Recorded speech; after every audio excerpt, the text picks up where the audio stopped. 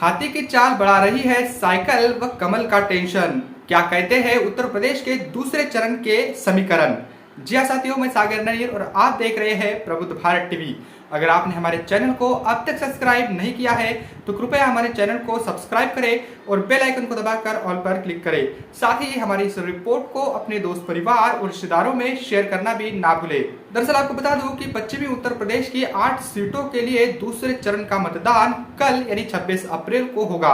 इन 8 सीटों पर जहां भाजपा को अपना 2019 का प्रदर्शन दोहराने की चुनौती है, तो यही बदलते हुए समीकरण में इंडिया को अपना प्रदर्शन बेहतर करने की चुनौती है। इन दोनों प्रमुख दलों के बीच एक बड़ी ताकत के रूप में बसपा भी अपने लिए संभावनाएं तलाश रही है। पिछली बार के चुनाव में इन 8 सीटों में से 7 सीटों पर आपको बता दूं कि भाजपा का कब्जा था। उस चुनाव में सपा बसपा और रालोद का गठबंधन था। इस बार परिस्थितियां बदलती हुई दिख रही है।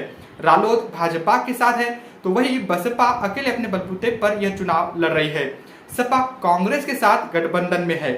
सोशल इंजीनियरिंग के हिसाब से देखा जाए तो पश्चिमी उत्तर प्रदेश को 8 सीटों पर हाथी की चाल जो है वो भाजपा और इंडिया गठबंधन के उम्मीदवारों का भविष्य तय करेगी, ऐसा मेन स्ट्रीम का मीडिया कह रहा है। लेकिन आपको बता दूं कि बसपा इस बार पूरी फुल तरीके से अपने अंदाज में ये चुनाव लड़ रही है और अकेले अपने बलबूते पर पूरी तैयारी के साथ लड़ रही है। बसपा ने इन 8 सीटों पर भाजपा और इंडिया गठबंधन के उम्मीदवारों की धड़कनें बढ़ा रखी है। कई सीटों पर जहां वह भाजपा को नुकसान देती हुई दिख रही है तो वही कांग्रेस और इंडिया गठबंधन जो है ये भी बसपा से डरा हुआ है। 2024 के इन चुनावों में इन 8 सीटों पर अगर हम नजर डालें तो भाजपा के सामने एक और बड़ी चुनौती यह भी है कि वह राजपूतों की नाराजगी, हालांकि मुख्यमंत्री जो है वो योगी आदित्यनाथ ने क्षत्रियों की नाराजगी को दूर करने के लिए काफी प्रयास किए हैं, लेकिन यह कितने सफल हुए या आने वाला वक्त ही बताएगा। इन 8 सीटों में जाट व मुस्लिम मतदाता निर्णायक भूमिका में हैं और चुनाव के दौरान उनके समर्थन का मतलब टेस्ट भी होगा। दूसरे चरण में जिन 8 निर्वाचन क्षेत्रों में मतदान होगा उसमें अमरोहा, मेरठ, बागपत, गाजियाबाद, गौतम बुद्ध नगर, बुलंदशहर, अलीगढ़ और मथुरा इन लोकसभा सीटों का समावेश है। इनमें कई सीटों पर हाई प्रोफाइल उम्मीदवार भी अपनी किस्मत आजमा रहे हैं। बता दूं कि मथुरा को छोड़कर जहां मुसलमानों की आबादी 8.5% है तो वही शेष 7 निर्वाचन क्षेत्रों में मुस्लिम वोट 16% मतलब यानी गौतम बुद्ध नगर से लेकर 39% अमरोहा तक का है।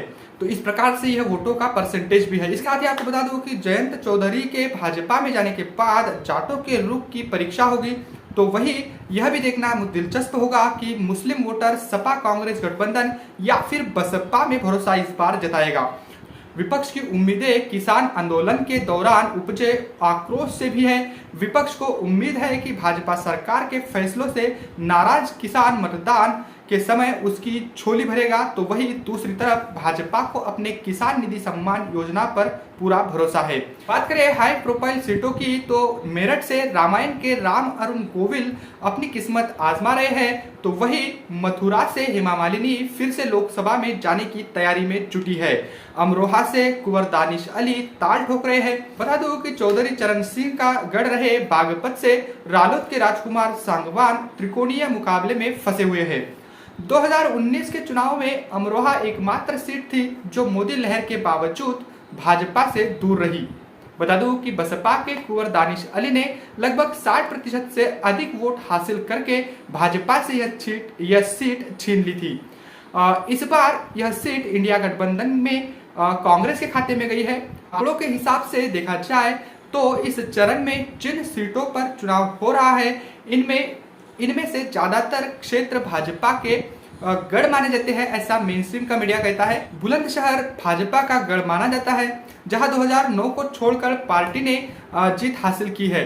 भाजपा के भोला सिंह इन्होंने 2019 और 2014 में जीत हासिल की थी। बता दो कि बीएसपी का अलीगढ़ में मजबूत वोट आधार है, लेकिन बीजेपी ने 1991 के बाद से ही 8 में से 6 चुनावों में जीत हासिल की। बड़ी बात यह है कि गौतम बुद्ध नगर में भी भाजपा ने बाजी मारी। इसके साथ ही भाजपा के महेश शर्मा, सपा के महेंद्र सिंह नागर और बसपा के राजेंद्र सिंह के खिलाफ फिर से चुनाव लड़ रहे हैं। बता दो कि गाजियाबाद को भी भाजपा का गढ़ माना जाता है। पहले राजनाथ सिंह और उसके बाद 2 बार जनरल वीके सिंह ने इस सीट पर भाजपा का परचम लहराया, लेकिन इस बार भाजपा ने वीके सिंह का टिकट काट दिया है, जिसके कारण क्षत्रियों में असंतोष है। भाजपा ने यहां से अतुल गर्ग को उम्मीदवार बनाया है। यहां पर बसपा उम्मीदवार भाजपा के लिए कड़ी चुनौती पेश कर रहा है। अमरोहा, मथुरा, बागपत में जहां बसपा इंडिया गठबंधन का खेल बिगाड़ सकती है, तो यही मेरठ, गाजियाबाद, बुलंदशहर व अलीगढ़ में हाथी की चाल भाजपा की राह में एक बड़ा मतलब रोड़ा बनाए हुए है। तो एक प्रकार से कहेंगे कि बसपा जो है सोशलिज्म के आधार पर इसने भाजपा के साथ साथ कांग्रेस और सपा की भी टेंशन बढ़ा दी है। इनको ये समझ में नहीं आ रहा है कि किस कैसे बसपा को रोका जाए। तो बता दूं कि बसपा सुप्रीमो लगातार चुनावी रैलियां कर रही है और अपने जो विरोधी है इन पर वो ज्यादा हमलावर दिख रही है। इसके साथ ही आकाश आनंद भी लगातार रैलियां कर रहे हैं। 6 अप्रैल से उनकी रैलियां उत्तर प्रदेश में प्रस्तावित है, जिनमें से कई रैलियों को वो संबोधित अब तक कर चुके हैं। बसपा सुप्रीमो की भी लगभग 45 से ज्यादा लोकसभा की जो रैलियां है वो मतलब प्रस्तावित है, और जिनमें से अब ज्यादातर रैलियां बसपा सुप्रीमो ने नागपुर में पहली रैली करने के बाद उत्तर प्रदेश में कर दी है। तो आने वाले जो ये 7 चरणों में जो लोकसभा के चुनाव हो रहे हैं, तो इन 7 चरणों में हो रहे इन लोकसभा चुनाव में बसपा पूरी तरीके से अकेले अपने बलबूते पर, अपने उम्मीदवारों के बल पर, अपने कार्यकर्ताओं के बल पर और अपने समर्थकों के बल पर ये चुनाव लड़ रही है। इंडिया गठबंधन भाजपा के खिलाफ है। इसके साथ ही अलग अलग राज्यों की जो पार्टियां हैं ये भी बड़े पैमाने पर अकेले ही अपने बलबूते पर चुनाव लड़ रही है।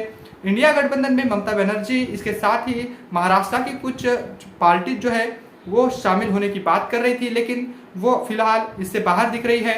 इसके साथ ही आपको बता दूं कि 2024 के लोकसभा चुनाव में भाजपा को टक्कर देने में इंडिया गठबंधन कितना मतलब सफल होगा, या फिर बसपा अकेले अपने बलबूते पर लड़ रही है, तो इसके क्या परिणाम होंगे, तो ये देखने वाली बात होगी। फिलहाल बसपा सुप्रीमो लगातार भाजपा, कांग्रेस और इसके साथ ही सपा पर जमकर हमलावर दिख रही है। ईवीएम के मुद्दों को लेकर भी वो मतलब आवाज उठा रही है। इसके साथ ही मेन स्ट्रीम के मीडिया को भी वो एक्सपोज कर रही है, और इसके साथ साथ वो यहाँ पर बेरोजगारी और इसके साथ ही यहाँ की जो जरूरतमंद वाले मुद्दे हैं इनको भी वो जनता के सामने रख रही है, और इसके साथ ही महत्वपूर्ण इस बात को भी वो रख रही है, भाजपा के जो लोग हैं ये मुफ्त राशन देने की, 5 साल और मुफ्त राशन देने की बात कर रहे हैं। तो इस पर भी बसपा सुप्रीमो का बड़ा प्रहार देखने को मिल रहा है। उनकी ओर से कहा जा रहा है कि ये आपके टैक्स के पैसे से ही ये आपको मतलब अनाज दिया जा रहा है, तो इसमें भाजपा की कोई भी मेहरबानी नहीं है। तो एक तरीके से हम कहेंगे कि चारों तरफ से बसपा सुप्रीमो भाजपा को घेरती हुई दिख रही है। इससे कहा जा सकता है कि भाजपा के खिलाफ अगर सही में कोई चुनाव लड़ रहा है मुद्दों के साथ, तो वो केवल बीएसपी फिलहाल दिखाई दे रही है। बाकी दल तो हिंदू, मुस्लिम और धर्म के आधार पर ही चुनाव लड़ रहे हैं। तो ये बड़ी खबर, बसपा सुप्रीमो लगातार भाजपा, कांग्रेस और इसके साथ ही सपा पर हमलावर है। तो बसपा सुप्रीमो का ये जो भाजपा, कांग्रेस और सपा पर जो हमलावर वो है, इसको लेकर आपकी क्या राय है? और इसके साथ ही आकाश आनंद भी पूरे जोश के साथ भाजपा को एक्सपोज करते हुए दिख रहे हैं। इसको लेकर भी आप क्या सोचते हो? क्या इस बार बसपा फुल मेजोरिटी के साथ तो नहीं, लेकिन क्या इस बार बसपा नतीजों को प्रभावित करेगी? उत्तर प्रदेश में 80 लोकसभा की सीटें हैं। इन सीटों पर बसपा अपनी कितने उम्मीदवारों को, फिलहाल तो ये दूसरे चरण का कल मतदान है, और इस दूसरे चरण में भी बसपा की क्या स्थिति रहेगी, इसको लेकर ग्राउंड रिपोर्ट में आप क्या कुछ सोच रहे हैं? ग्राउंड से आपकी क्या कुछ खबर है, क्या कुछ सजेशन है, या आप कमेंट करके बता सकते हैं। हम ज़्यादातर इन मुद्दों पर रिपोर्ट बनाने की कोशिश करेंगे। तो बने रहे प्रबुद्ध भारत टीवी के साथ। मिलते हैं अगली रिपोर्ट में, तब तक के लिए जय भीम, जय भारत।